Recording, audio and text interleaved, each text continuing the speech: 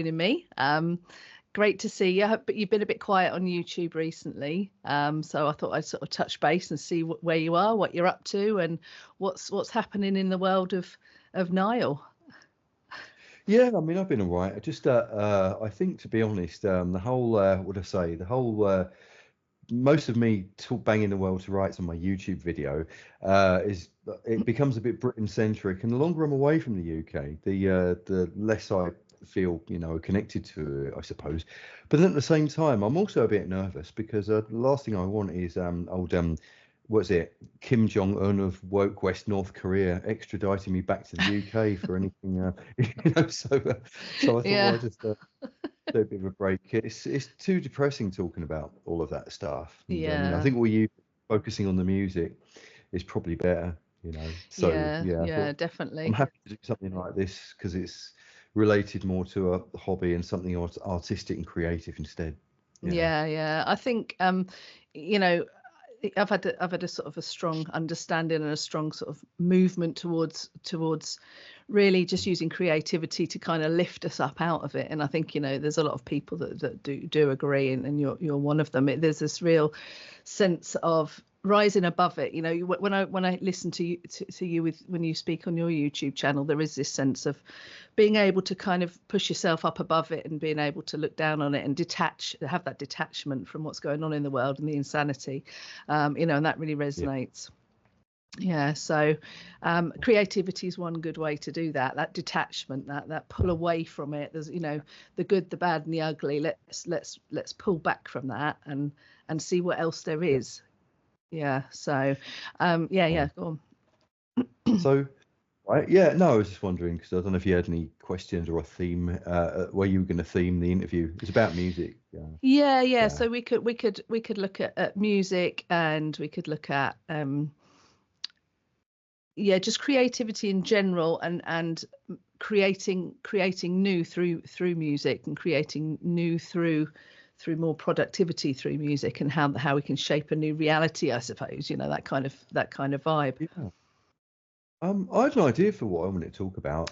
Sure. It's quite big picture and quite in depth, right? Yeah. It's been one of my train spotter subjects, I suppose, for a long time. Is the kind of technological and geopolitical shifts that happened in the 20th century that caused us to the music that we ended up with. Like, we were quite lucky being Gen Xers growing up in the golden age of rock and roll in Britain. And I mean, I was born in 1971, so T-Rex were at number one when I was born. Yeah. But then I still remember, when I was between the ages of 7 and 15, and you could name 100 bands from Britain, and pretty much everyone still remembers who they are. Not only that, but the Americans also had them too. Yeah. And I think God, where do I start with this? Just dive in. Right. Yeah, it's sort of like what a lot of people are forgetting, because we're moving into this time now where you've just got downloads and you've just got, I don't know what to say, beige music now. Like I say, everything's a bit too Coldplay and Taylor Swift. But it was after the Second World War. Something happened. A few things happened at the right time, and I know what is it? One rule is you're never supposed to praise the Nazis for everything, especially well, you don't have to do that much to be far right these days. But they did invent and progress the technology of the reel-to-reel tape recorder, and it was after the Second World War that the what they call the Allies went over and found all the spoils of war, and one of the things they found was it was called the magnetophone. They called it the tape recorder in English. Okay. And I don't know if this is true or not, but there was this rumor that because it had no discernible noise that could be picked up on radio, like vinyl scratching and all of that, and because of they've managed to get like top was it AC biasing, they've managed to, with AC biasing, record up to 20 kilohertz. They could record a speech that Hitler was apparently making and broadcast when he was somewhere else in the country, and trick the Allies into thinking that he was performing live when he was actually in another part of country, but I don't know if that's true. I think that's just a kind of like rumor or legend or something. Right, But fascinating. Interesting yeah, theory. Yeah. yeah, Yeah. and it was like, so what happened? Like, when you hear all that music from the 1930s, all that scratchy shellac music, right?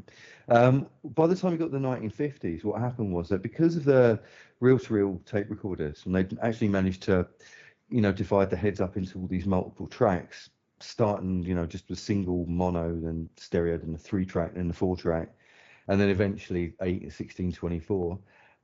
This created the means of being able to do the music production that coincided with the beginning of rock and roll. And it was Okay. like certain weird coincidences all happened at the same time. The invention of the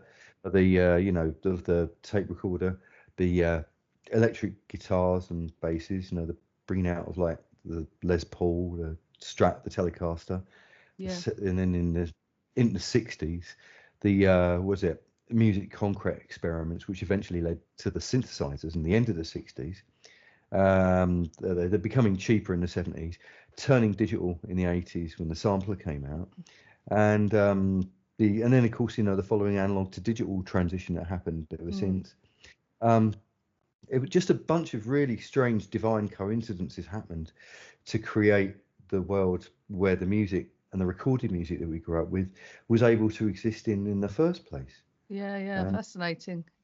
yeah. Yeah, absolutely. And I don't know if you are you a fan of astrology, or are you interested? Are you kind of, does it speak to you at all?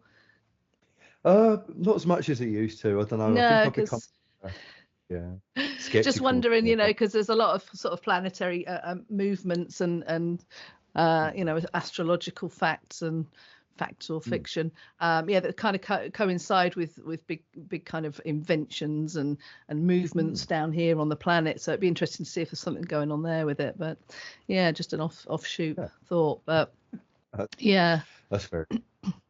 Yeah, no, I mean, if there's enough correlation, because I mean, I'm not that skeptical. My attitude is, if you can get enough correlation with this, and you get enough events, yeah, yeah. um, You it's can put hard a, to say that there's nothing in it. yeah, Yeah, it's interesting, isn't it? But yeah, so I mean, I know you don't so much. I think from what I've seen from your work and what we've done together, you're really into that kind of analog era, and you're really kind of that's what you're championing, isn't it? yeah, It's really it's refreshing.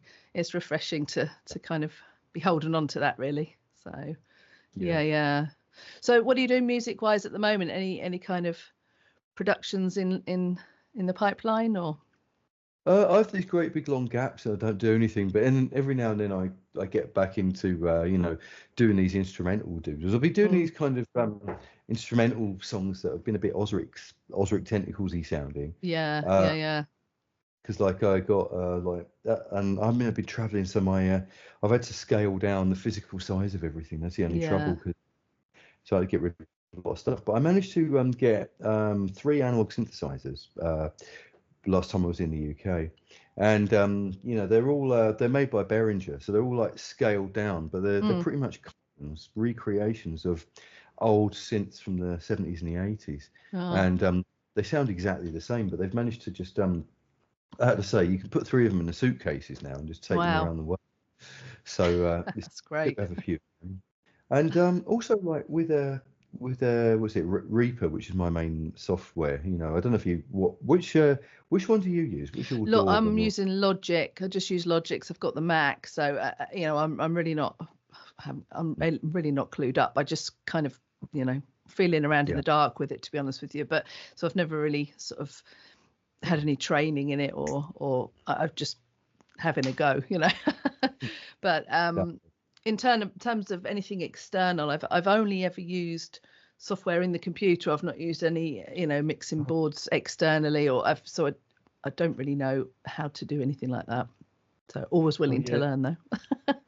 yeah. Well, to be honest, I mean, I do everything in the box now. I mean, I might record instruments like the synthesizers going in Mm, and microphones and stuff like that going in, but I do pretty much everything in the box these days, just on the computer, on the screen.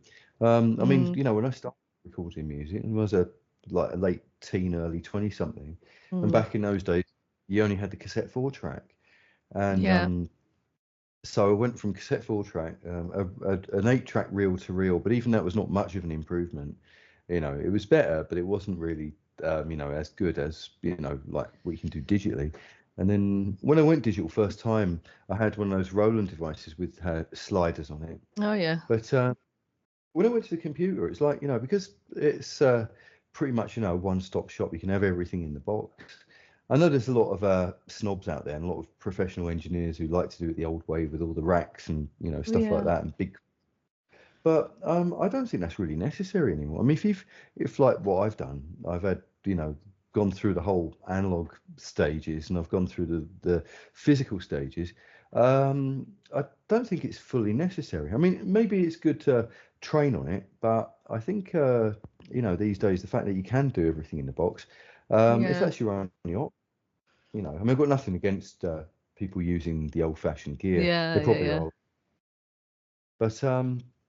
But yeah, I mean, nowadays I do, everything like I do all the sliders with the trackpad, mouse style these days. And but I'm into like plugins because I don't know how you are with like effects plugins, but one of the reasons why I use Reaper, I mean, one of the advantages of it is that because it's open source, it's not like confined only to a Mac. It's cheap. It's just bare bones, but it's completely what do you call it? You can put any theme that you want on it. You can redesign it in any way that you want, and it's a bit clunky if you're not used to sound engineering, Yeah. Yeah. but it can play. You can put pretty much any and every plugin available to it, and also Reaper community create their own free plugins for their users too. So there's a lot of things there that are like really exclusive to it. Right. So over the years, I've just taken an interest in all the plugins that can add analog saturation to the sound, like ones that can give you the characteristics of vinyl tape, valves, preamp, console channels, and stuff like that. Yeah. Yeah. And so, it allows digital music to be dirtied up enough that it To doesn't make sound it. too clinical. Yeah, yeah, yeah, Yeah. yeah. That's the thing, isn't it? It's the clinical Yeah. edge that the new digital music has. I think it's Mhm. it's that real sense of, I don't know, this loss of soul. Loss of soul. It just yeah. When you look Yeah. at listen. I mean, I remember I was brought up on classic rock, Pink Floyd, Led Yeah. Zeppelin, prog rock, stuff like that. That was really a big part of my sort of landscape as a kid, and that you could feel the music rather than just hear it. And I just think a lot of the music that's produced now, you can't there's no bones to it. So for me Yeah. anyway. But I think uh, also it's got a lot to do with their corporations as well. Like since music's become more corporate in this world that we're in now, it's like there's a lot of bands out there. I remember I saw an interview recently, YouTuber actually from America came to England and interviewed a lot of what looked like the kind of indie rock bands from mm, all around the country and alternative bands from all around the country. And it's like there seem to be a lot of them, but record labels are not interested in them anymore. And it's almost like they don't want guitar rock to be there because we're in this weird new era of conformity and compliance, and they mm, don't want that anymore. They just want that to be old legacy stuff. yeah, And so, you know, and also the fact is that, like, that all you hear now is like everything's done on the computer pretty much. Everything's done with effects. You've got that horrible robot auto tune effect on everything now. yeah, yeah, Like record companies are aren't able to, they don't take risks like they used to, yeah. and then also like companies like Spotify, they're just there to exploit. No one makes money on it anymore. And No, no, that's the thing. Yeah, uh, it's really about them making the money and the artist not getting much, isn't it? But you're a singer, aren't you? So can you tell us a bit about, or tell me, because I'm curious, because I never actually really understood. So you were in a band, wait, what, back in the 80s, and you fronted a band, did you? yeah, front of this band, oh god, I don't know what to say. If anything, I don't want to mention them by name, but they're a goth band. If anyone recognizes me from them or my name, then that's one thing. But I don't want to draw any attention.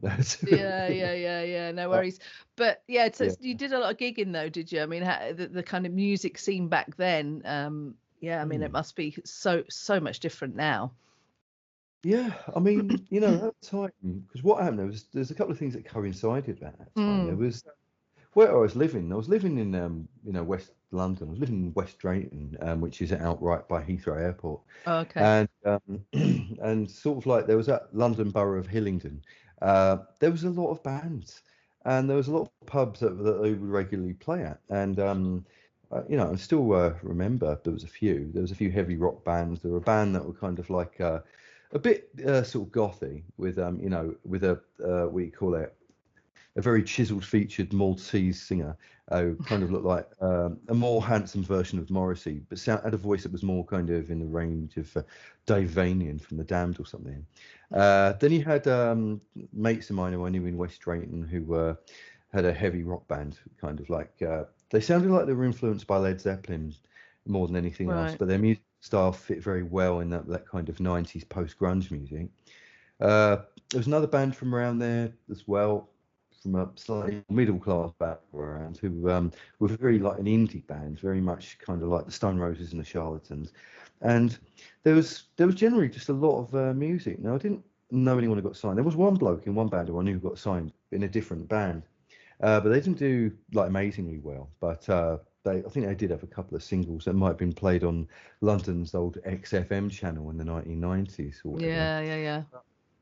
But it was like the 90s was like the last rock and roll renaissance. It was like Yeah. I hate to say the death throes of the Yeah. golden age, but it was kind of like that.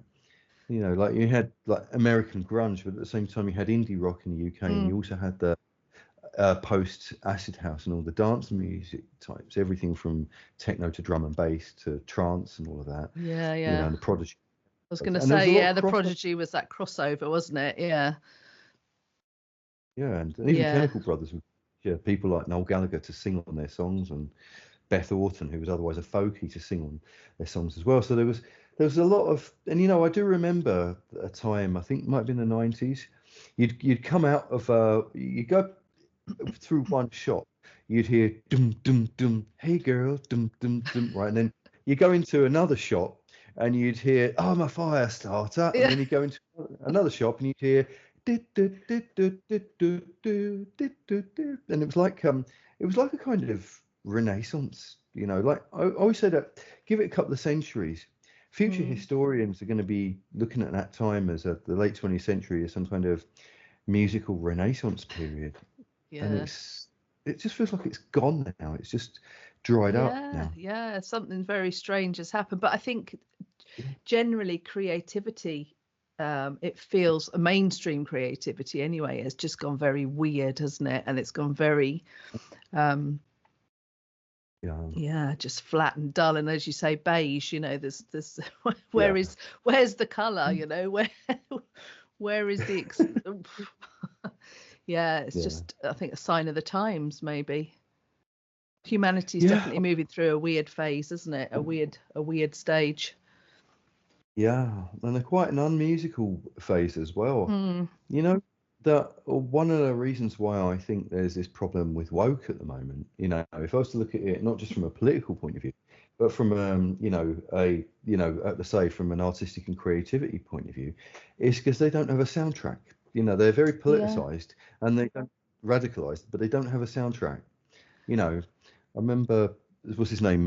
Was it Steve Hughes, the comedian? He said that if it was back in the 1980s, he said that if he saw a girl with blue hair, he'd go up and talk to her because she probably likes a lot of the same bands that he liked. Right. Yeah. But in the 2010s, he wouldn't even get eye contact with her just in case you accused him of raping him or something. Yeah. So, Yeah. it's all gone really radical. Yeah. Yeah. But there's that loss of autonomy, that loss of, it seems to be, with that sort of woke personality, there is that loss of, there's no sense Yeah. of self, is there? So, and the creativity is born from the self. They've just got these ideas bolted onto the side of them, haven't they? And there's no real self-generation there.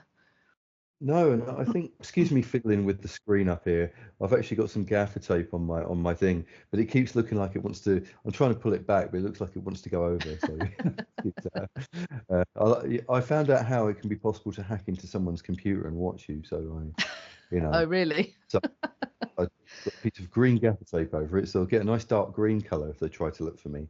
Anyway, uh, yeah, but what it was is like, like in the 80s, there was, I mean, I ended up into that whole goth thing, like when I was, what was that? Back in the days when you could be underage and blag your way into pubs and clubs Yeah, before, yeah. and and it was like, that like there was, you had to look for it, but if you managed to find an alternative scene, which was very secretive and elusive, and there was no internet, you don't know where to look for it.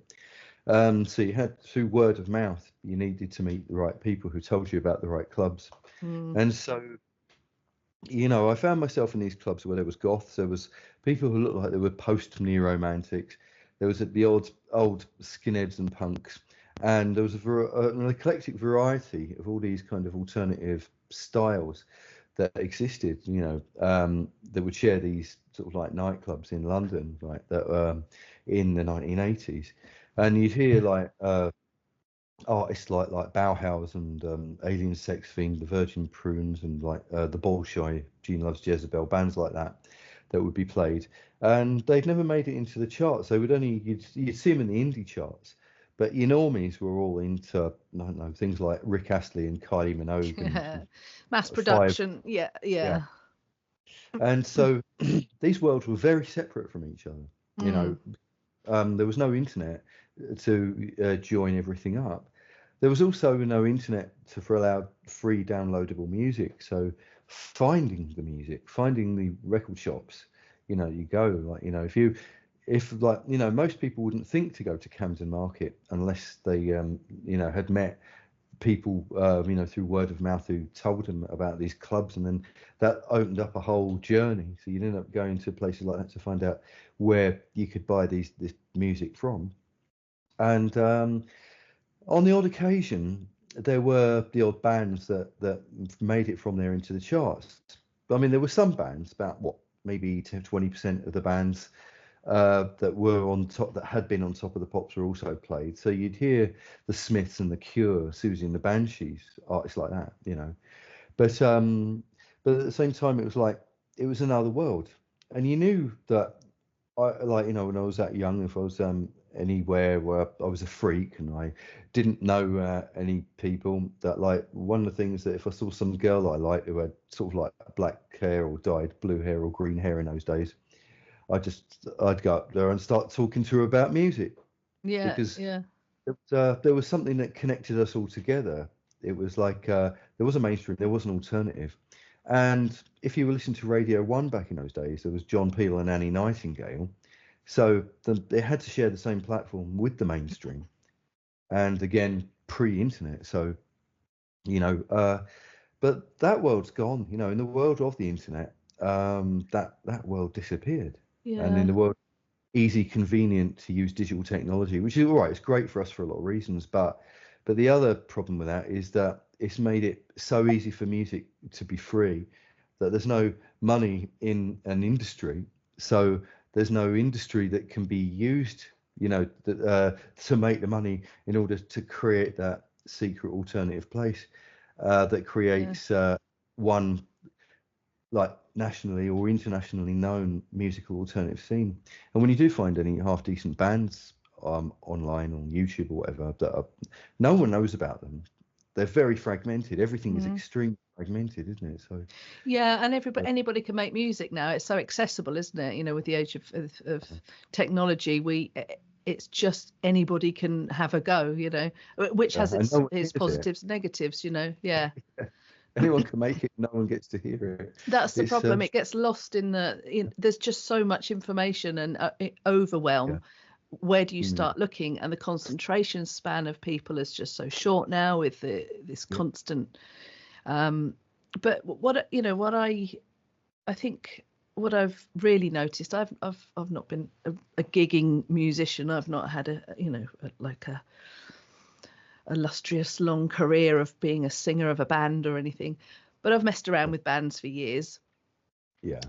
And I just noticing more now. There seems to be less opportunity to get together as musicians, and do it on the ground. Really get together, play a guitar, and sing together. Let's just meet up and do it. And I think that human connection, it's because something else happens there. Like, we've made music together. There's that digital connection, but there's something very different happens when you're sat with each other playing an instrument and using your voice. Do you think? It's like it's a connection thing, isn't it? Yeah, I mean, the weird thing about it is that, like, although everything's really fragmented, and I've made it all sound like we're in a really bad era at the moment, I also think it's really amazing because, like, I done a song recently where I asked my friend Huey in London, would he play guitar on my song, and I don't know if I actually sent you any of the music that I'd done, my instrumentals recently, but I got him to. I just sent it to him, and he played it, recorded it, and he sent it to me. And not only could I, could I, put it onto my song, but I could also chop it up and make it match the arrangement better. He just did a lot of stuff, and I could rearrange it. And even when he mic'd up his guitar and the distortion was very crackly and I couldn't use it, but I managed to put it through Isotope RX, which is a plugin that you can use to take scratches off of records. So it took the bad clicky noises out of his amplifier as well. Oh, okay. And if he got a bum note, well, I don't mind using auto tune to how could I say, if someone plays the wrong note, you can correct it. You don't hear the evidence of the effects. So and if someone had told us back then, that we were going, when we started about 30 years ago recording on a 4-track, that we'd be halfway around the world sending files to each other. Instead of posting cassette tapes to each other. What is this witchcraft? It's and it's just moved so rapidly, hasn't it? It's just it's hyper speed. Everything is just hyper speed. It's just it's quite frightening, but also massively inspiring and exciting. So which way do you go? Just embrace it all, I suppose. Yeah, I mean, I still hope that people occasionally people send me things like someone sent me was it a video of 4, I think I don't know if they were Polish girls singing old Polish was it folk music? Okay, one of them on an instrument, like a stringed instrument of sorts, while they were doing harmonies. Nice. And it was pretty amazing. And it was like, you know that it would have sounded exactly like that 100, 200, maybe 500 years ago. It would have sounded exactly like that. So I'm glad that, that a lot of this stuff has been remembered and been passed on as well. And I think, I think a lot of the stuff that you've done, because you've delved into traditional types of music. I love the old, I think it's the soul of the music. I think the spiritual, there's something magical in harmony work that really speaks to me. And especially it's hard to find English folk. You're Irish, aren't you? I'm what we call a plastic paddy. So it's really easy to find Irish folk music. It's still so alive, isn't it? It's and it's still very, very much celebrated. And I find it difficult to find celebrated English folk music. So I kind of started to put feelers out for traditional folk music around the world, really, and there's so much out there. It's wonderful. And I think especially harmony work, there's something so rooted and ancient and primal sometimes about ancient harmony folk music. It's wonderful. So I like to work with that, and I like to share that and try to kind of really recognize the British, the English folk. We've got, like I say, we've got plenty of Scottish, plenty of Irish, but there's something happened to the English folk scene, I suppose. It's just died a slow death, I think. Well, it actually did come back a bit in the 60s. There was a bit of a folk revival. I think it started in America with Bob Dylan coming. And there was a club was it on the Brompton Road near Earl's Court, the the Troubadour, and there was these two old folkies called what are they called again? Red Sullivan and oh God, I can't remember the other man's name now. Um, One was called Red. Can't remember the other man's name. I could kind of look him up. Can I look him up? Oh no. Anyway, these they look like two beardy weirdies from another time, and Beardy weirdies, love it. they had this sort of really anachronistic sort of appearance, like the Yeah. like the old school beardy weirdies of Errol with an E on the end. Yeah. Uh, and yeah, so what happened was that's it. Martin Windsor and Red Sullivan, that was their names. Okay. And they used to host this, and they'd done an album. I found it in my parents' record collection. I managed to find a copy on eBay, digitized it, so I've got a copy of it on my computer now. Oh wow. And they were what did they say? They kind of was running a folk night, and then of course you had the incredible string band, didn't you? You had people, and you had Pentangle in the 60s. Yeah. So there was a lot of eclectic, done too much acid folk music that existed back in those days, where they were mixing all sorts of weird exotic instruments. But then there was also the traditional folky types. And then you also in the more mainstream end of it, the more pedestrian end of it, you had Steel Eye Span and Fairport Convention. Yeah. So, and they were bringing back what was it? They were bringing back like English folk music in the modern context with bass and drums. Yeah. And I think there was a family called the Copper family who lived in Brighton, near Brighton, on the south coast. A traditional English folk singing family that was singing harmonies that dated back, like I don't know, 100 years, 200 years, or whatever. Okay. So I've done my homework there. Yeah, you'll have to share that with me later so I can look them up because I'm not familiar with that. That sounds really interesting. Yeah. Yeah, and it was like so I know about a lot of the old folk music. I think the trouble is, of course, once you got past the 70s onwards, it kind of went a little bit too much to the political left and became a little bit too Michael Foot donkey jacket wearing Ken Livingstone sort of. Yeah. It became like that after a while. But before then, if you went back to 60s and right the way through the centuries before then, Scarborough Fair, all that sort of thing. Yeah. There was a lot of really amazing, the music didn't come specifically out of England alone. Yeah. And it's got its own flavour, its own Saxon flavour that's not Celtic. It's very recognisable. And I think it's a shame that a lot of that's got lost. Sorry, I'll come back to that, but carry on. Yeah. I was just thinking about that crossover again, going back to Led Zeppelin. I mean, ultimately, I look at Stairway to Heaven. That's a folk song, isn't it? Really, lyrically, it's incredibly folksy, and was that Battle of Evermore? That was even more so, wasn't it? On Led Zeppelin 4. Which? Sorry, I didn't hear that. The Battle of Evermore. Yes. The one with the mandolin.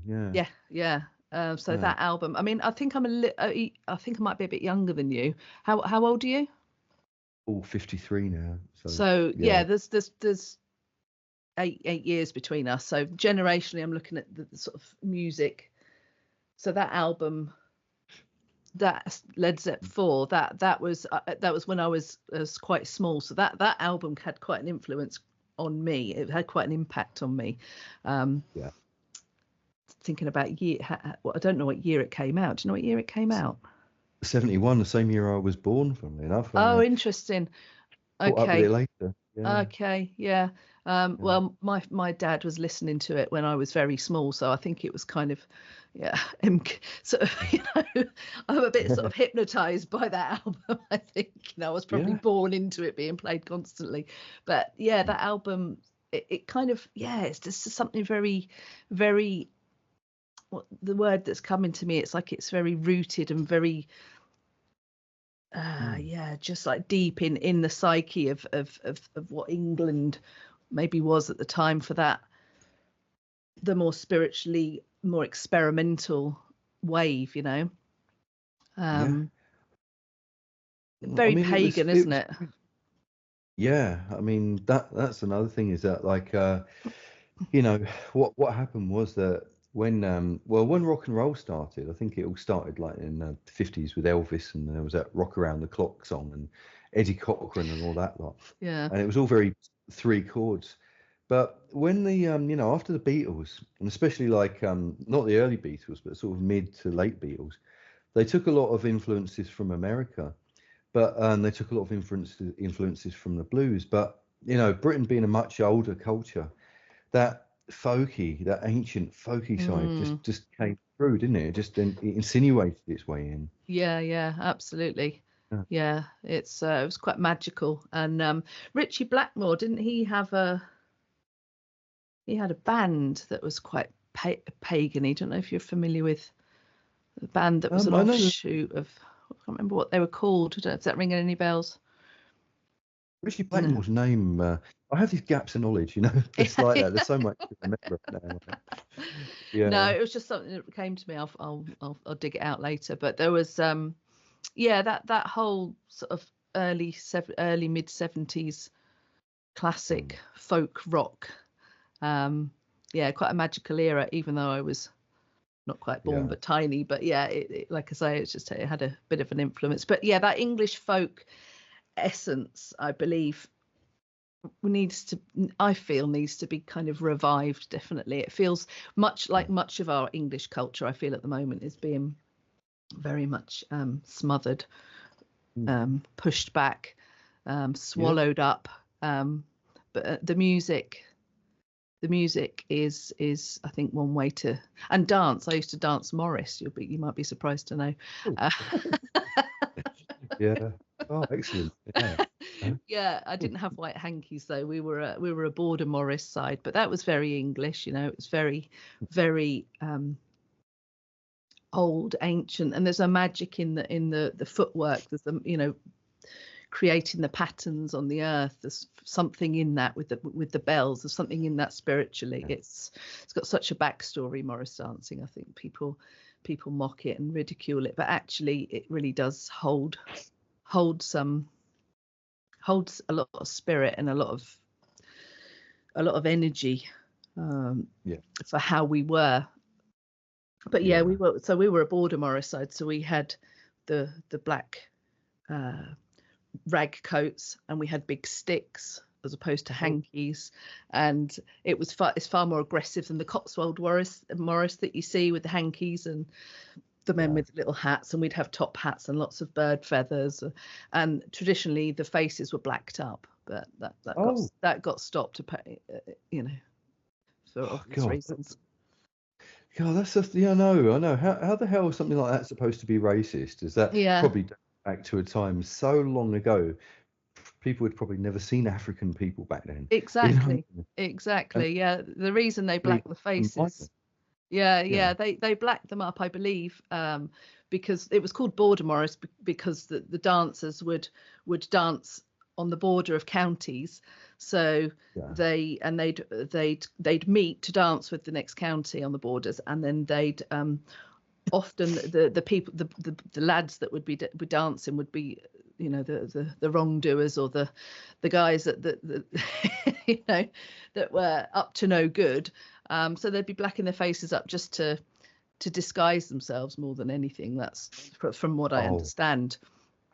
But that's completely lost into the ether. Nobody would think it was anything like that. It's automatically deemed racist now, but it's Oh, stupid. I'll tell you something funny. I think there was a pub in Scotland that had to change its name. Right?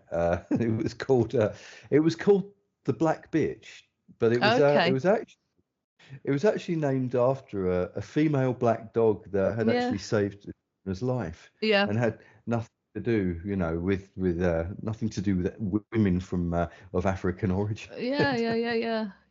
Stupid. Yeah. Well. But, yeah. Welcome to 2025, eh? Oh God, yeah, I know it's terrible. Well, but I think we've reached peak woke now, and I think I think this is all going to die down. So I think if you give it another like 10 years, people are going to look back and think this was a very embarrassing era to be in. But there's just, I don't know, there's some kind of malaise going on in people's heads. So I'm trying to keep this about music and not talk about politics. It's hard not to, though, isn't it? I It's know. true. You know? Yeah. Yeah.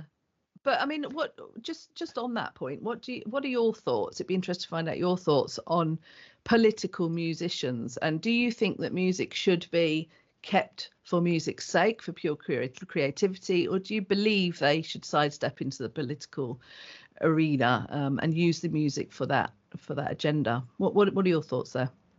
Well, I mean, I think that, like, it should never be party political, and it should not be, how can I say, there's what I think of as like political insurrection music, and then there's the stuff that I would kind of think of as, regime art, Mm, like say for instance, if a song or a TV program, like the way Doctor Who went woke, or like the way a lot of the mainstream comedians are doing this really bad anti-Donald Trump, what is it, humor, or if you can call it that. It's what I call regime comedy. It's propaganda with, it's basically propaganda, but it's disguised as art. I think if it is regime art, I think that's a problem.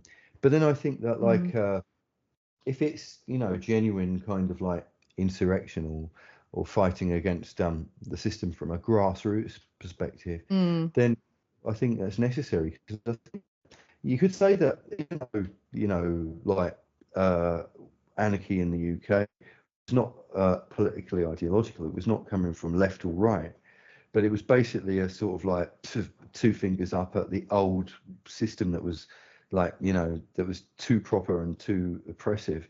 Coming from a time when anything from the 60s had gone stale. The only like musicians that you would have would either in the pop charts would either be like Rod Stewart or people like that, and then you had like Yes and Rick Wakeman and people like that, and it did seem a little bit too pretentious, and there was nothing really for the kids to listen to. There Yeah. wasn't really a lot. And what punk did was it brought it back to that old 1950s three chord theory, the original form of rock and roll. But in Britain, it was done in a very spiky and angry way. But this was a good sort of like reset for music. It wasn't overtly political. It wasn't like that kind of, I don't know, like, my real concern is when it starts going, like you had a lot of the political left stuff, like what was it like now? In the 80s, you had people like Billy Bragg and Paul Weller and people like that joining together with Ken Livingstone and Neil Kinnock in Mm. this, and it's just really embarrassing when that happens.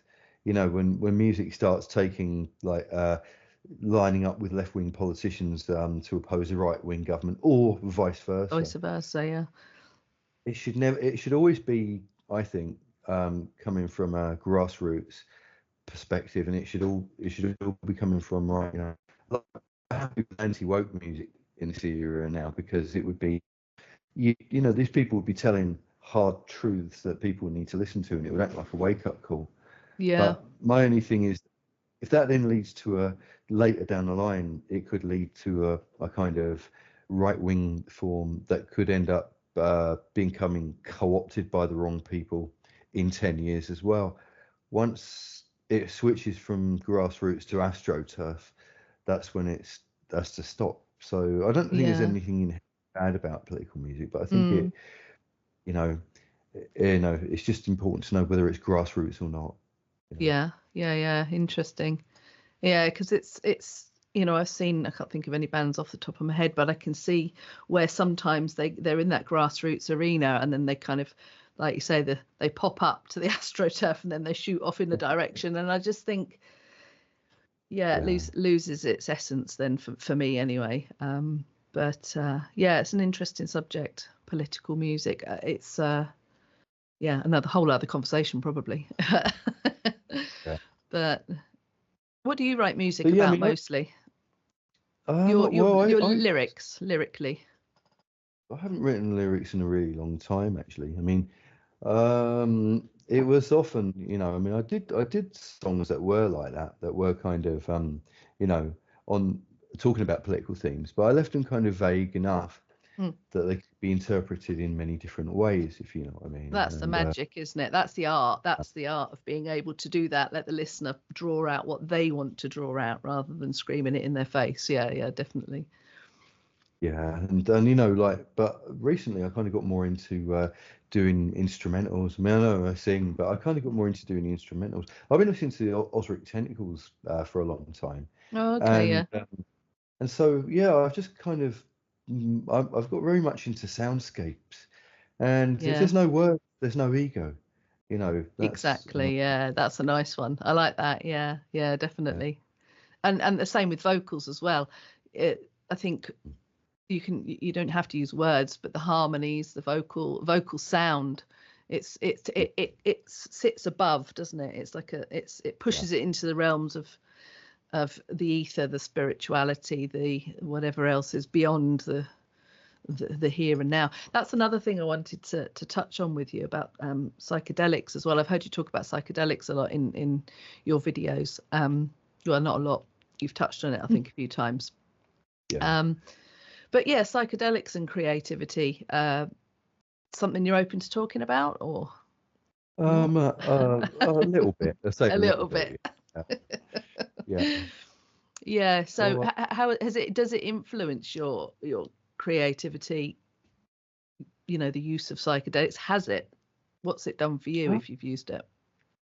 I think that like because it, you know, I have to say, you know, if you look at like art and stuff like that, you see there's a lot of psychedelic art, like Alex Gray, people like Yeah, him, yeah, yeah. uh, and you'll see you know, you see a lot of these kind of DMT visuals in there, and Mm.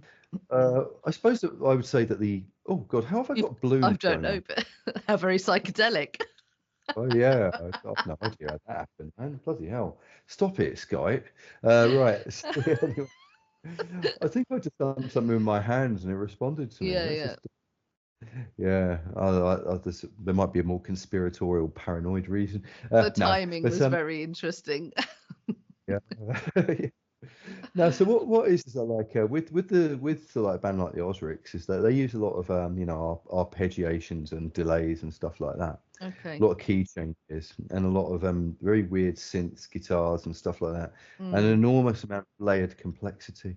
I actually think that you know the psychedelics help you hear, interpret, reverse engineer, and create a lot more like complexity that you could put in, Mm. you know. And I think that like yeah, so I do honestly think that you know if you're initiated into something that gives you a much more complex view of the world, you know, whether it's psychedelics or whether it's something else, Mm. you know, it's going to have some sort of influence. Influence, It's like definitely. it's kind of like I suppose you could compare it to cooking. If you were in England, you grew up in the 1970s, and all you had was mashed potatoes, gravy, salt, and white pepper, and then you go to India for the first time, and like you know, Yeah. suddenly you've got cumin and turmeric and It's cardamoms and wild. yeah, that's like the psychedelic equivalent of food, really, in that sort of way. Yeah. And you listen to the sounds that come out of India as well. You know Yeah. the you know too, Far more and I do complex. Yeah. Because their octaves, yeah. they've got more than 8 notes in their octaves, haven't they? They've got multiple range, a huge range in their octaves. Well, they just glissando their way through music. You know, that's what it is they just slide and glissando their way out through it. That's a So good word. You're going to have to tell me what that means. Glissando. yeah, it basically means that instead of having a note, it's just an infinite sliding scale of up and down, All pretty much, right. with no breaking to notes. It's not Yeah, rigid yeah, yeah. the way I see. Western world Yeah. is. Um, um, Yeah. and you know, so I kind of think that yeah, maybe that's one thing that kind of like the psychedelics did to the 60s is Mm. that as soon as the 60s happened, it brought in a lot of Indian influence. That was Mm. one thing. Yeah. Then you had a lot of synthesizers when they first come out when they were analog in the 70s as well, and it was more about you know making the sound, creating a rich tapestry of soundscaping. I think that's what Yeah. uh, the psychedelic influence did. It wasn't just about you know, it wasn't just about it wasn't about that anymore. It was now sort of all about you know what can you put on, what whistles and bells can you put onto this to make it sound like it's going to transcend you and bring you to another dimension. Yeah. And There's an you know expansion, isn't there? It's like a wide expansion with all this, yeah, just like a smorgasbord of activity, musical activity, just kind of there. Yeah, it's great. I remember I've not done many psychedelics, mushrooms, but nothing too exciting. But when I was younger, I used to smoke a lot of weed when I was a teenager, and I remember I only used to smoke it so that I could sit and listen to music and pick apart every single track. So that was the only reason I used to do it. You know, my mates were off, you know, doing their party thing and having a great time and whatever they were up to, but I was just there with the tracks, you know, with each track, with each sound, just following it, and I'd be gone and completely lost in that track, in that song, picking apart the tracks and riding the tracks.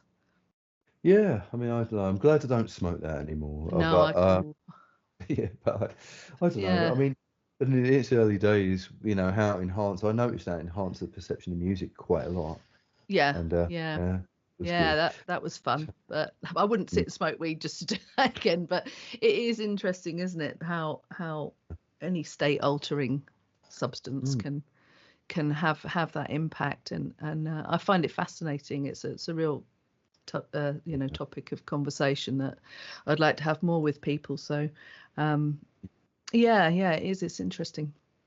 But you know, I still think also, you know, when you go back to classical times as well, you know, I remember sort of you know, over the however many centuries from the Middle Ages onwards, it took many hundreds of years to get notation to be right. Yeah. And you know, Western notation, I can't sight read myself. I don't know if Uh, you can, but yeah, well, no, I can't sight read. I read music, but I can't just pick a piece up and play it. But I have to study it a bit before I start. Yeah. but it's like, you know, yeah, the Western notation system was had become the only system where anyone with the right instruments could pick it up and pretty much play it exactly as it was meant to be, you know, dated back. And you think that there was no electricity, there was no means of recording sound.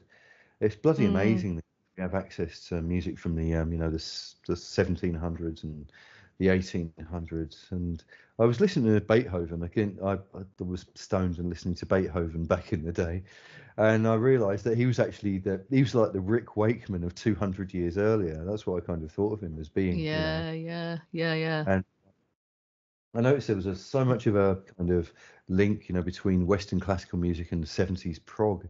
There was like as if it was a reiteration of that. Right. And Interesting. Yeah.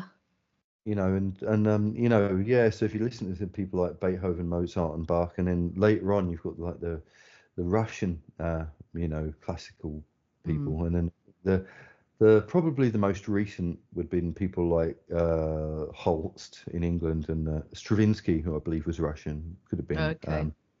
And you know, it took a darker, different sort of tinge to it, to the Western, you know, what you call German, Austrian, Italian music, that Beethoven, Mozart, etc.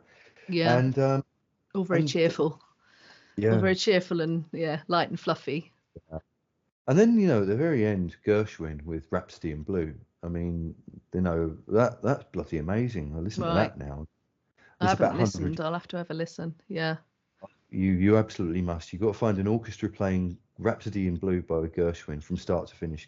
It's really long, but it's amazing. It's like completely redefined classical music entirely, but it sounds like it's from the 1920s, and Right. it sounds like what New York is. It's part like sophisticated classical, part brash and in your face sort of thing, and you know, and yeah, so I'm just, you know, amazed that, you know, that we got this whole library stuff. I've just gone back and decided to, you know, fill my head with a lot of music.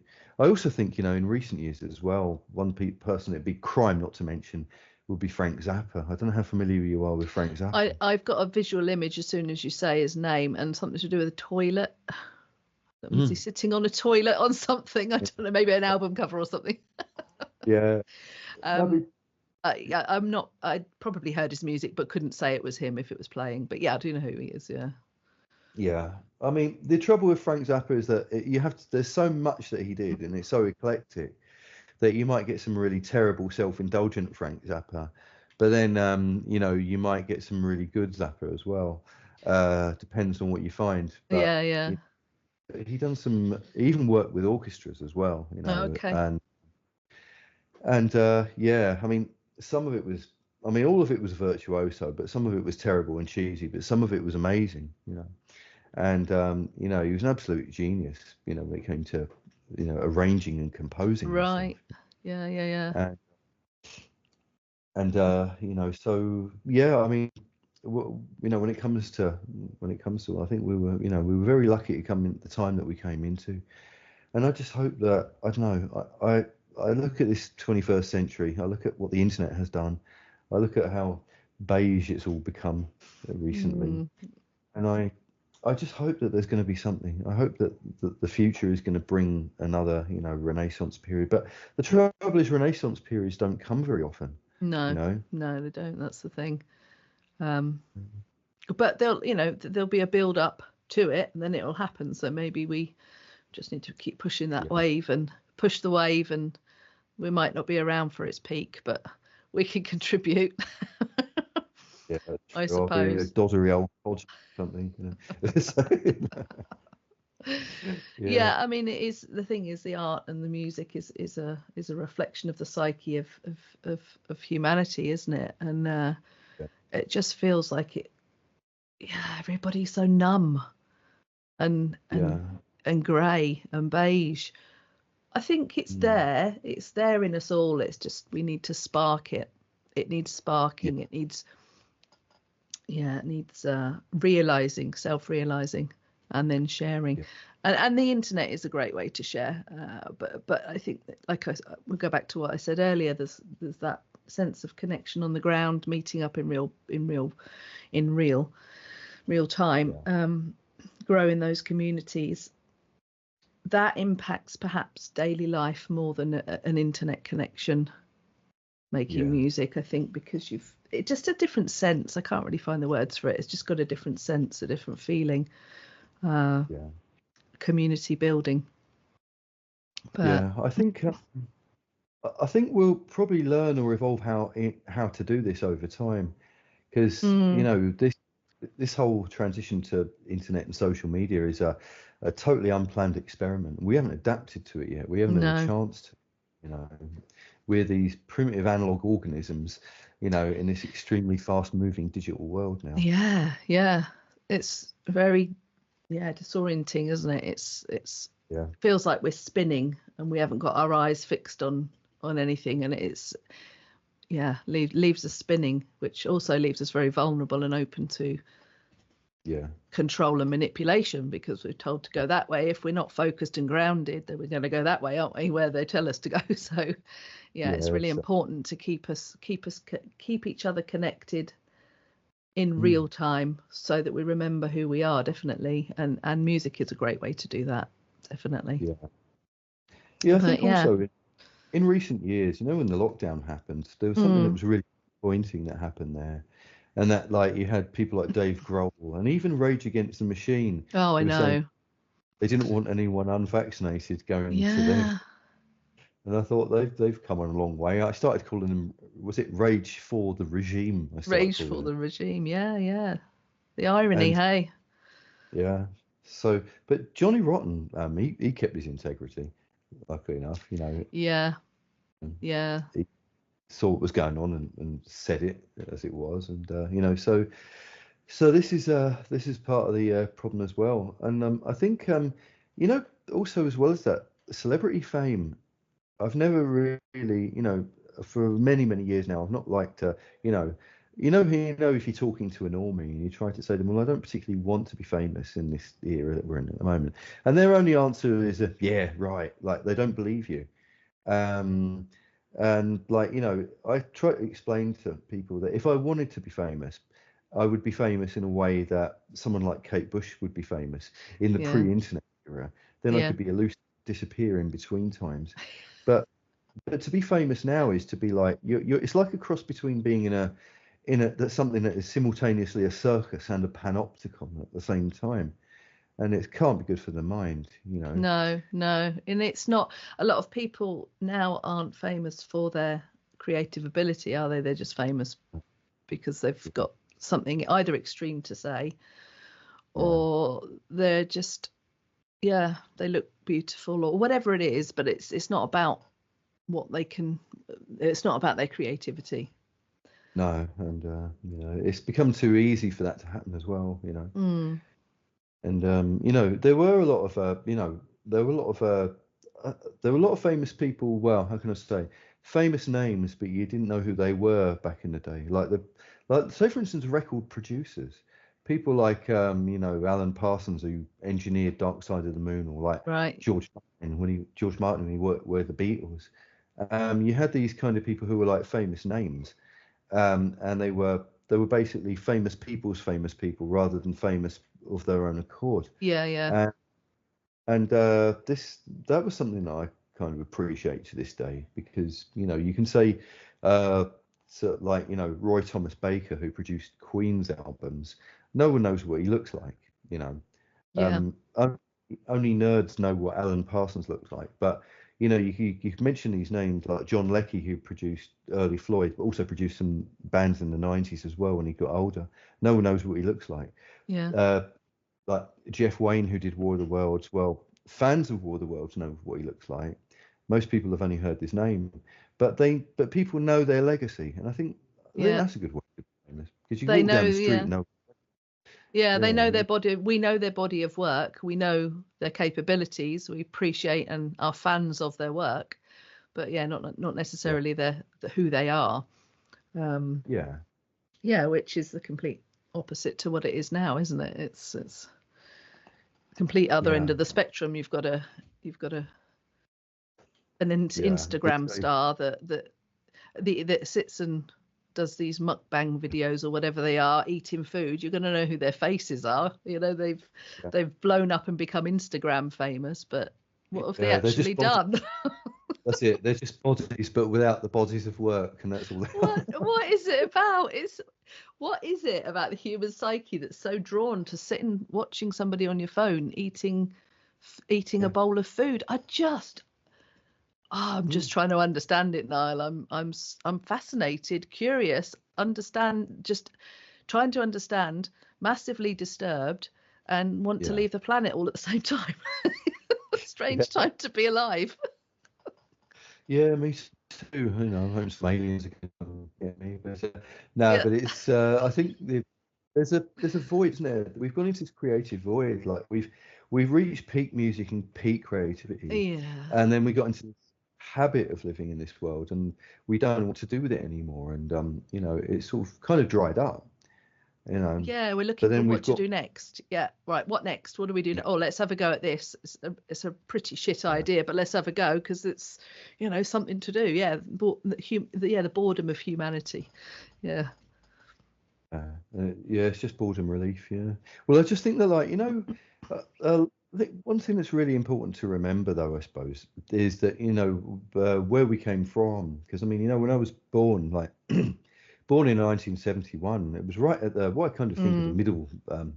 You know, it was just after the Beatles ended, and it was just before, you know, over the next 20 years, there was a whole new, you know, legacy to be made that's stood the test of time even to now.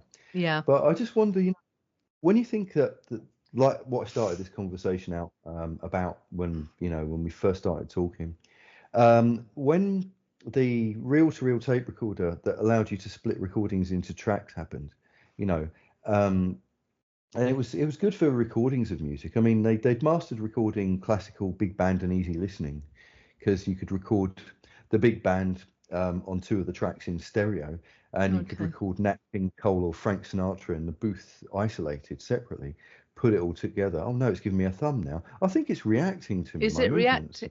I think it is, isn't it? Yeah. Oh well. Stick a thumb up. See what it does. All right, thumb up. Didn't do it that time. That's odd, isn't it? Yeah, I've no idea. I've got gremlins in it. Yeah. Maybe. So imagine what it must have been like when, for the first time ever, you had these new instruments like the electric bass, the electric guitar, being able to record on a new device, the multi-track reel-to-reel tape recorder. You had the drum kit, which had been around for a while, but the form, from the 1940s, the bebop kit with the hi-hat and the ride cymbal had been around for a while. But that got adapted, joined up with the bass guitar, with the electric guitar and the vocal, recorded on this new device, the reel-to-reel tape recorder, separated into tracks, mixed, and then put through a compressor. Mm. And no one had ever heard anything like it before. No one had ever heard of anything, and it completely changed music entirely. Before then, it was all orchestras and big bands and brass instruments, and Yeah, yeah, yeah. and you think it jumped from what I call Bing Crosby music to Elvis Presley music, and then to Beatles music. That must have been earth-shattering when that happened, and you know what I mean. We haven't had anything like that happen in the creative arts like for a very long time. No. And we can look at what new tech have we got now? Cryptocurrencies, AI. All right, they might cause some changes, but they won't change like the way the world changed when rock and roll happened. When you think about when the first aeroplane happened or the first car internal combustion engine happened, the changes that we're having now, it's like we're just using digital means to reinvent analog means now. We're just Yeah, plagiarizing and emulating now, and we're not. yeah. It's not kind of. We haven't had any earth-shatteringly, groundbreakingly new novel things. You No, know. no, and I think it's probably because the music grabs the soul, doesn't it? It moves our very essence, our very being. It moves us from Yeah. the gut. It's very music Yeah. moves us, but AI doesn't move our soul at all. It's never going to because it's soulless. It's very Yeah. it's its very existence is soulless. So yeah, the Yeah. music will move the masses. It always has done, hasn't it? Yeah. And I think there's this word that's been used a lot on the internet now, sort of in the internet meme sphere, slop. Um, Mm. and the way it works is that like AI, whether you're doing AI music or whether you're doing AI text or get AI to write books for you, it's just going back into the past and everything that's been written before and getting bits of that and using that as a basis to create new stuff. But it's just going to become more and more generic, and Yeah. ultimately you're just creating slop. It's So, like yeah. so that's the problem. How can we de-slop the future and actually bring something like original back? I mean, Original. I've got nothing against electronics in music. Some of the most Mm. original and groundbreaking things for me have had synthesizers, samples, and drum machines. But when these things first came out and you were very limited to what you could do with them.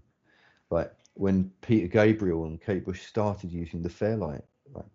It was Yeah. no one had ever done anything like that before, and you could only get basically a second or 2 seconds of a sample, and people were creating their own noises too, and it was like, yeah, but now it's limitless what you can do, and as a result, it takes all of the originality and creativity out of it. So It you kind of does. have to, Yeah, yeah. I had somebody contact me through a musician's sharing site recently on the internet, and he asked if I wanted to create some music with him, and I said, yeah, yeah, of course, let's have a listen to what you're up to. And he said, I just need 30 seconds of your vocals, and mm, I will use that. And I said, well, okay. So I just sent him a link to something I had.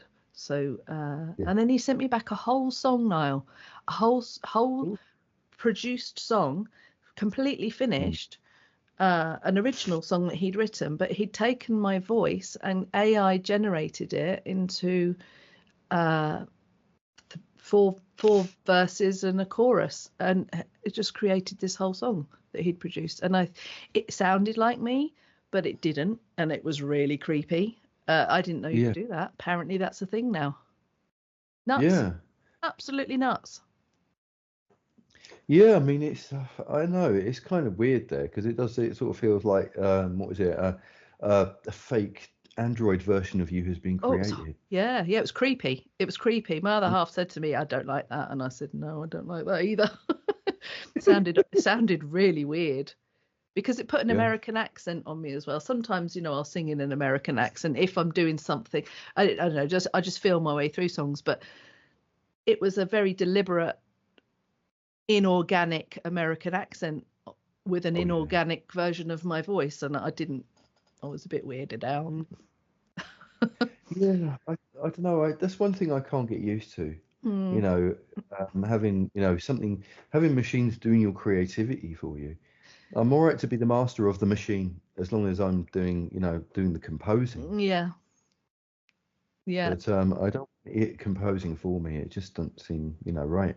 And the whole idea is I wouldn't mind doing if someone if that bloke had said to you, right, I just need a bit of your voice, recorded it, gave it back to you, and said, this is what I've come up with. Now can you really sing it for me? I would have been okay with that. yeah. Use it as just a guide. Yeah, a Yeah. kind of, yeah. But Yeah, yeah, use it odd. like tracing paper, but not Yeah, like the final result. yeah. Then I'd be okay with that. But people are using AI as the final result like that, and it's Mm. that thing that really, It yeah, it was like one of these, you can people use it on the internet. They'll use these face app mm, programs, or not so much the filters, but they're a face app, so it puts your face on a Victorian lady or something. It was yeah, like that, but with my voice. oh, yeah, Bizarre, really bizarre. yeah. Well, But some of this American bloke I know that I met in Costa Rica, he sent me some AI music he'd been working on, and yeah, I don't know, it sounds real and unreal at the same time.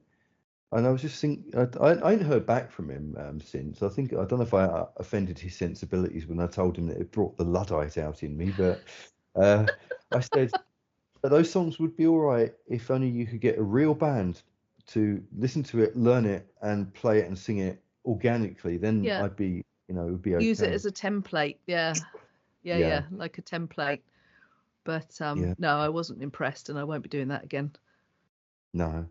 No, I didn't like that. I mean, I don't mind if occasionally I have to like tweak the timing of like, Mm, or if there's a slight bum note using my using a tuning app to a plugin. I mean, to tighten up the odd note that sounds a bit flat or a bit sharp. yeah. But for me, I'm using my old school engineering skills, and Hmm. I want the final result for you to listen to it and think that I can't hear what you've done, Niall. And if you cannot hear what I've done, then I've done it right. That's the thing Yeah, how it's, yeah. because my thing about auto tune is I'm okay to use it to correct something that otherwise it's a pain in the ass to get someone to come back and sing it again, or there's one or two notes that are out, or but or there's like I don't know, someone's got a bad voice that day and whatever.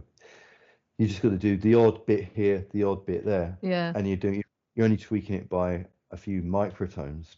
I'm okay to do that because in the end, if I can't hear what I've done and it just sounds like the singing sounds correct, or if the singing, if the timing or the rhythm is just slightly out and needs a little bit of moving, I'm okay to do that. yeah. But then that kind of involves you being what is it? That involves the real old school skills, applying them to the modern technology. I'm happy to do that. Um, Also, like again with harmonies, I've recorded myself doing 3-4 part harmonies, Mm. and I don't want to fake that. I wouldn't want a machine to Yeah. do that for me either. No, You know. no. People can tell as well. I think you Yeah. can be stunned and you can be amazed by the polished version and the polished final version, but and appreciate a polished version. But I think Yeah. people can really feel, and like they can with AI art, there's something in us, I think, that knows that it's not really there. It's not the one. It's Yeah. whether they're aware of it or not, but I think there is something in all of us that knows that it's not real. Yeah. But I think also as well as that I wonder how much of this is us getting old. Because if I was going to be the devil's advocate to this conversation now, I was thinking, what about the people who back in the day would have heard sampled drums or would have heard Oh no, synthesizers? yeah. And my attitude towards all of that is that I didn't have a problem with that if say for instance if you were to play something from the 1980s, if you were to play me anything Stock Aitken and Waterman had done, I'd have a problem with that because it all sounded generic and the same. But if you play anything that Kate Bush had done or Peter Gabriel had done, with that, or even someone like Nick Rhodes from Duran Duran, who was very good with his use of synthesizers and Yeah. soundscapes. I don't have no problem with that at all. But I had a problem with people like, Stock Aitken and Waterman making everyone sound like Dead or Alive all of the time. And it was like, Yeah. it was like one sound that was just overdone It and was, yes, wasn't it? yeah. It was more of And the so, same every time. And yeah. yeah. And so it was a kind of thing that I thought of as killing creativity. I mean, not that I've got anything against Pete Waterman as a man, though. I mean, I've seen him in interviews, and if I wouldn't go on fucking X Factor, but if you replace Simon Cowell with Pete Waterman, I'd probably be more likely to go on it. 'Cause he seems like a much nicer man and less of an arsehole. So, Yeah, yeah, but yeah. yeah, I really do feel that like a lot of the time this has been lazy, generic, repetitious. And my attitude is that if you were going to be like Peter Gabriel or Kate Bush of the present day, um, if you would only use AI if you got to a point where you got a really good song and you come to a dead end. Could AI suggest something else that you do with it, and then you use it as a sketch, but then you completely re-record over it, Mm, and then maybe change it yourself. Elaborate on what it's done and make it sound a little bit different. And forever, if there is a good use for these tools, it should always be combined with a bit of originality as well. Anything you can mm, do to make something sound less generic. I always think it's never the tools, it's always the people who use them. So there's that part of me that doesn't want to go like too much into the Luddite mm. sphere, but likewise, I don't what you said that bloke did to your voice. Yeah, I wouldn't be happy with that either. I think you've got to Yeah. be less lazy using these tools. Yeah, I mean, it's another skill, I suppose, learning to use these AI tools. And I appreciate that as a skill, definitely, but the authenticity is just not there, is it? I don't know. I mean, No. maybe you could argue it is. I don't know because it's taken the author. I don't know. It's a strange one. I don't know where I am with that. Is it is it authentic because it's used my voice, or is it inauthentic because it's used my voice? I don't know. Yeah. Well, my attitude is that if he's written a song and wants to use your voice and say, well, this is what you would sound like singing it, but this is just a sketch. Would Yeah, you learn it and re-record it yourself and sing the whole thing, in real life? Then I'd be okay with it. But if he's come to you and say, right, this is what I've done, this is the final thing, I'd have a yeah, problem with that. I mean, like I say, in the case of the only time I could think of myself ever using AI is if I was writing a song and I think I'm on the verge of doing a masterpiece, and then I've come to the middle of the song and I've come to a dead end, and it's like the song could be shelved for 2 years or even forgotten or scrapped. Maybe AI might be able to suggest a new part that I could add to it. I'd probably use it for that yeah, if it meant that I didn't want to waste a song that I'd written. But then I'd probably tweak what it suggested yeah, to yeah. make it more my own thing. So yeah, use And it as a tool rather than as the finished yeah, result. Yeah, mm, yeah, mm, absolutely. yeah, because like I say, is that my let's say my dad was a very old-fashioned person, never made it past the 1950s, and I sort of decided I wanted to be the opposite of him. Uh, I want to be a bit like Elon Musk in that way that I'm always thinking to what the future potential could be, yeah, and to never ever allow myself to get too old for anything new. I mean, I'm quite technologically astute for an old fogey like I am now, and yeah, yeah, yeah, yeah, so, yeah. You're a real walking book of knowledge as well about music, which and music tech, which is great. yeah. Always Mm. fascinating to listen to it. But yeah, I mean, your YouTube channel, you cover all sorts on your YouTube channel, don't you? Not just music. You've got your sort of narrative of what's going on with the world at the moment, which is always an interesting perspective. I actually found you in when we were locked down, Oh yeah. and I don't know how I think I don't even know how I came across it. Must have been the Thomas Sheridan Mm. link. It probably was the Thomas Sheridan link. Um, Yeah. But you have a podcast years ago? Am I right in thinking Yeah, that? What yeah, I've was done an that? audio. Yeah, was it Oh, quite a it's called. popular one? I don't know if I had that many listeners to it, but was it Ben Emlyn Jones? I don't know if he's in your Facebook friends. You know Yeah, Ben Emlyn yeah, I Jones? think he's on the circuit there of the kind of the Yeah, hub around Thomas Sheridan and yourself and people like that. yeah, yeah. He was one of the fans of my old podcasts. Mm, So yeah, it was not that really that different from what I was doing on YouTube. I mean, my YouTube channel was just a kind of carry on of that, really. Just talking about whatever was on my mind. But sometimes I like to be what you call do sort of improvisational philosophy. I've got this mm, thing where I don't like academic hubris. I don't like academic arrogance. yeah. And sometimes I think, right, I want to create my own models, right? And I want to what you call it, test them to see whether they work or not. And and sometimes ideas come in my head, and I try to create allegories or metaphors and stuff like that Yeah. for this. And I also like to delve into the odd thing that a lot of people don't think about. Like, for instance, uh, God, this I might be getting really out there. There's a bloke called Ken Wilber, and he was talking about how we've been going through these different color-coded paradigms. He Oh, color codes these, interesting. right? And the last two are what you call orange and green.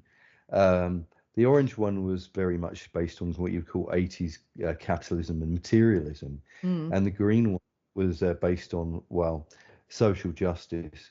But they go wrong.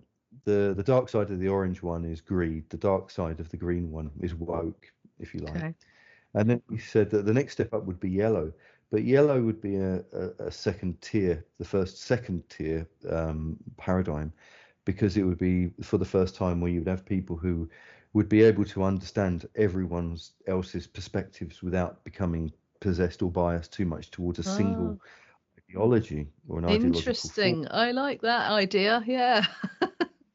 So we're seeing a kind of what I think of the woke thing. I think now I kind of think of it as like a legacy brand human thinking.